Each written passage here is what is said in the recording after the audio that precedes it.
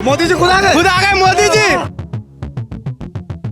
अरे हम बता रहे मोदी जी पता क्या कहते हैं, खालिस्तानी है, पाकिस्तानी है। वो कहते हैं देशद्रोही हैं भाई और बहनों। फिर बाद में पता है क्या कहते हैं, भाइयों मुझे माफ करना, मेरी तपस्या में कमी रह गई। पहलगाम में हमला हुआ, देश के रक्षा मंत्री डिफेंस मिनिस्टर राजनाथ सिंह दांत फाड़ के संसद में कहते हैं ऑपरेशन सिंदूर से कोई भी हानि नहीं हुई, कोई भी सैनिक नहीं मरे। वॉर मेमोरियल यहीं पे है पास में। 6 लोगों का नाम पब्लिक किया गया, संसद में झूठ बोला गया। देश के रक्षा मंत्री को इस्तीफा देना चाहिए। पर लोकतंत्र भी तो है ये। क्या करें, लोकतंत्र है लग रहा है आपको? ये देखो हो रहा है, लोकतंत्र ही है ये। ऐसे डंडे मारती है। अगर इस पार्टी के पास 21 करोड़ फॉलोवर नहीं होते ना, ऐसे डंडे मारती। समझ रहे हैं आप? लोकतंत्र नहीं दिख रहा है। अरे वो तो दिख रहा है, देश के प्रधानमंत्री जी को नहीं दिख रहा है। बंद कर कैमरे को, तो मैं क्या करूं? समझ रहे हो? मेरे से सवाल कर रहे हो, पूछो क्या बताना है बताओ, पूछो। क्या सिर्फ धर्मेंद्र प्रधान का इस्तीफा पे रुक जाएगा देश? अरे धर्मेंद्र प्रधान का इस्तीफा नहीं होने, पूरे भारतीय जनता पार्टी का इस्तीफा होना चाहिए। भारतीय जनता पार्टी को पूरी सरकार से बहिष्कार करना चाहिए। मोदी जी खुद आ गए मोदी जी। अब शपथ जाएगा, एक मैसेज जाएगा। अरे हम बता रहे मोदी जी पता क्या कहते हैं, जब 3 कानून वापस हुए, जब देश में किसान आंदोलन करने आए थे तो कह रहे थे खालिस्तानी है, और कह रहे थे पाकिस्तानी है, और कह रहे थे देशद्रोही हैं भाई और बहनों। और फिर बाद में पता है क्या कहते हैं, भाइयों मुझे माफ करना, मेरी तपस्या में कमी रह गई, गलती हो गई। अब फिर से कहने वाले हैं कुछ दिनों बाद, मैं बिल वापस ले रहा हूँ। पता है क्या कहेंगे, मेरे कॉकरोचों, मेरे जो पार्टी के अध्यक्ष जी ने कहा था कि ये टुकड़े टुकड़े गैंग वाले हैं, टपरी वाले, तो उनसे कहेंगे गलती हो गई भाई साहब, आइए मीटिंग कर लेते हैं। कहेंगे और आप चैनल पे चला दीजिएगा।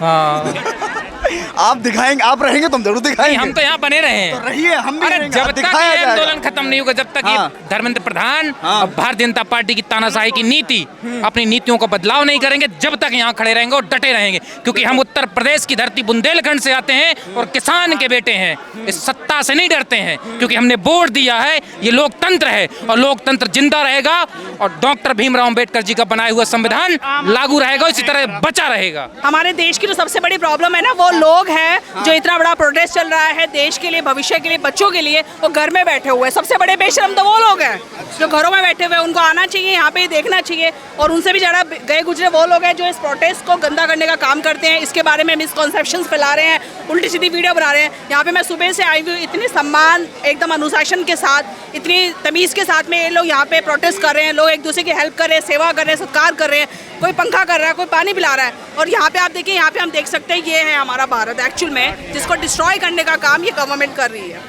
जाति के नाम पे, धर्म के नाम पे। और ये लड़ाई स्टूडेंट्स की है, देश के भविष्य की है। पहली बार आई हैं?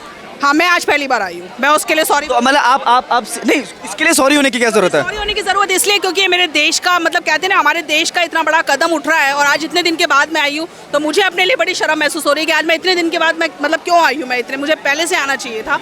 तो ये मैं तो अपने देश से माफ़ी मांगना चाहती हूँ, भगत सिंह जी से, बाबा साहेब अम्बेडकर जी से, इन सब ने जो इस देश के लिए इतना सब कुछ बलिदान दिया अपना।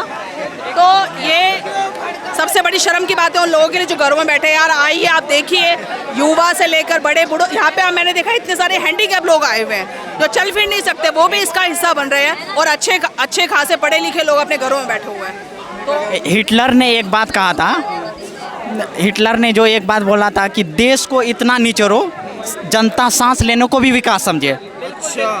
देश को इतना निचोड़ो कि जनता सांस लेने को भी विकास समझे। हिटलर ने कहा था, हिटलर, देश को इतना निचोड़ो कि जनता सांस लेने को भी विकास समझे, और विकास समझे या आज़ादी समझे। बट हमारा देश का अभी दुर्दशा ऐसा, वही भारत देश का दुर्दशा मोदी सरकार ने वैसा ही कर दिया जैसा हिटलर ने कहा था। अच्छा, जमीर होगा, बात सही है। जिनका जमीर होगा, जिनको अपने बच्चों की भविष्य की फिक्र होगी, वो इस प्रोटेस्ट को शामिल होंगे। बेशक आप सीजेपी की आइडियोलॉजी को प्रमोट करो या ना करो, बट इरेगुलरिटीज़ पर तो आपको बोलना चाहिए।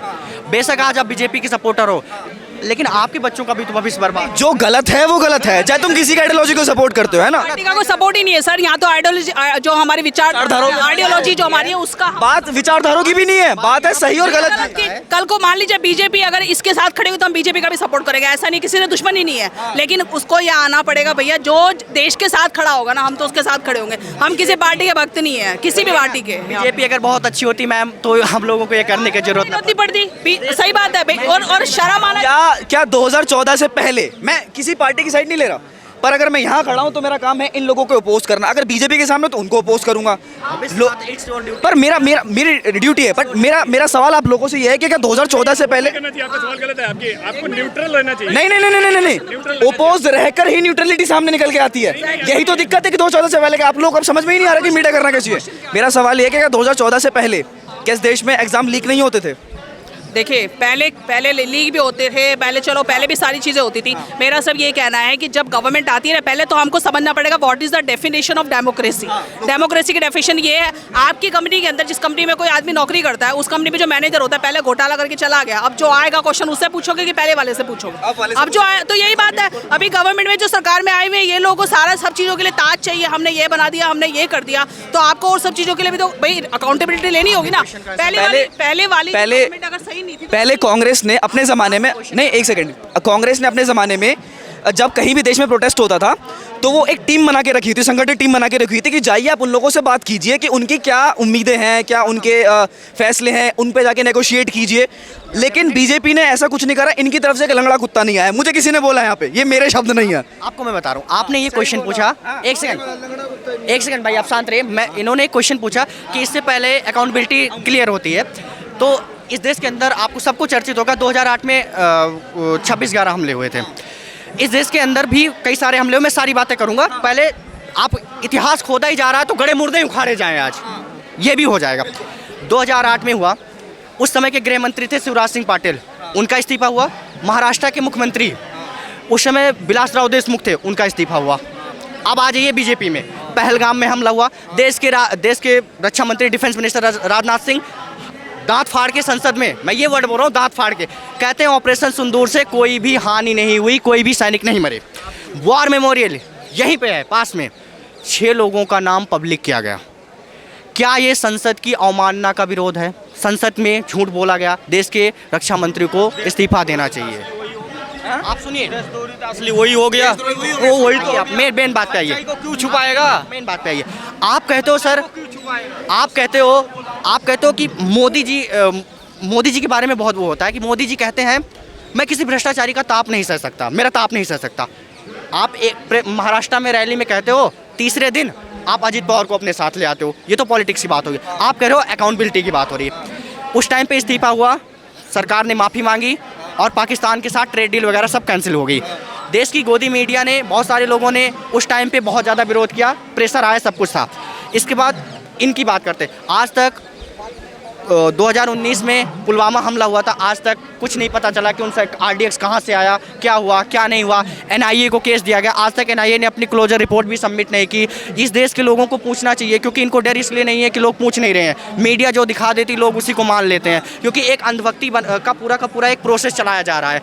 जितने भी क्रोनिक कैपिटलिस्ट हैं वो मीडिया को एक्वायर कर रहे हैं, क्योंकि अगर मीडिया इंडिपेंडेंट हो जाएगी तो इनकी लंका लग जाएगी। आज आप जितने भी बड़े बड़े TV न्यूज़ देखोगे, एक सिंगल रिपोर्टर या किसी चैनल की हिम्मत नहीं है कि यहाँ पे आके, नेशनल न्यूज़ चैनल नहीं आ रहे, नेशनल मीडिया नहीं आ रहे, कोई भी नहीं है। और देखिए मैं सबसे बड़ी बात कहती हूँ कि जो एक तो ना अभी जो हमारी सरकार आई है ना, इनके कार्यकाल में ना, एक तो सबकी भाषा बहुत खराब हो गई है। गाली गलौज देखिए, गंदी भाषा आप देखिए। पहले डेमोक्रेसी का मतलब ये होता है कि आपको कुछ लगता है तो आप अपनी सरकार से सवाल पूछ सकते हो। यहाँ पे सवाल पूछना देशद्रोह हो जाता है। तो जितने भी लोग कर रहे हैं ना, ये मतलब देशद्रोही बोल देते हैं, पाकिस्तानी बोल देते हैं, गालियाँ देने लग जाते हैं। यार यहाँ पे जो भी क्वेश्चन किया रहता है सरकार से किया जा रहा है, देश के लिए किया जा रहा है। आप सवाल नहीं कर सकते, आप उनके ऊपर ऐसे इल्जाम लगाए जा रहे हो। तो डेमोक्रेसी का मतलब ही होता है कि आप क्वेश्चन करो। आज सामने कोई भी खड़ी हो जाएगी सरकार, किसी की भी पार्टी की, तो क्वेश्चनेबल है वो, हम उनसे सवाल पूछ सकते हैं, ये सबको समझना पड़ेगा। यहाँ पे तो मोदी जी सवाल करो, उनके भक्त आगे पहले आपको एकदम चपड़ जाते हैं कि भैया आप सवाल नहीं कर सकते, और वो पहले से आपको सवाल करते हैं। तो देखिए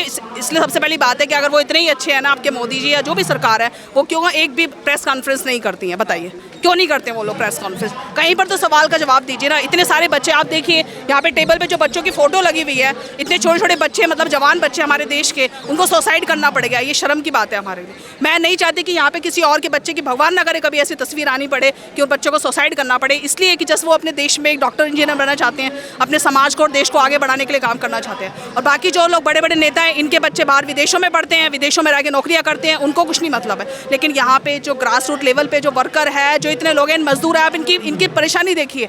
अभी सिलेंडर के भाव इतने बढ़ गए थे, मैं हज़ारों वर्कर को मैंने देखा कि जो लोगों ने दिन में खाना नहीं खाया, कहते मैडम हम लोग खाना नहीं खा रहे हैं, हम सूखा जो चूड़ा और वो जो होता है गुड़ होता है वो हम खा रहे हैं, हमने रोटी इतने दिनों से नसीब नहीं हुई है। तो कितने रोने की बात है इस देश के अंदर। और जिसको हम बोलते हैं हम बुलेट ट्रेन चला रहे हैं, हम ये चला रहे हैं।